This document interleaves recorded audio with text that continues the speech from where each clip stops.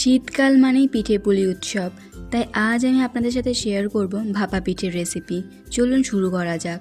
সবার প্রথমে বাটির মধ্যে নিয়ে নিচ্ছি 1 কাপ সুজি, দিয়ে দিচ্ছি 1 কাপ জল। এবার আমি এর মধ্যে দিয়ে দিচ্ছি সামান্য একটু লবণ, 3 চামচ মতো চিনি। সব কিছুকে ভালোভাবে মিশিয়ে নিয়ে এটাকে আমি প্রায় 10 মিনিটের জন্য রেস্টে রেখে দেবো ঢাকা দিয়ে।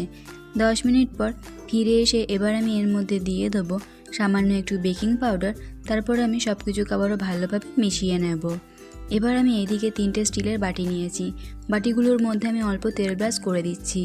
এবার আমি ব্যাটারটা থেকে অল্প ব্যাটার নিয়ে 3টে বাটির মধ্যে দিয়ে দেবো। তারপর ওপর থেকে দিয়ে দিচ্ছি নারকেল কুড়া আর দিয়ে দিচ্ছি গুড়।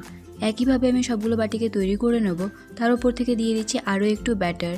এদিকে আমি জলটা আগে থেকে গরম হতে বসিয়ে দিয়েছিলাম। এবার এটাকে আমি প্রায় 10 মিনিটের জন্য ভাপিয়ে নিলেই তৈরি হয়ে গেল ভাপা পিঠা।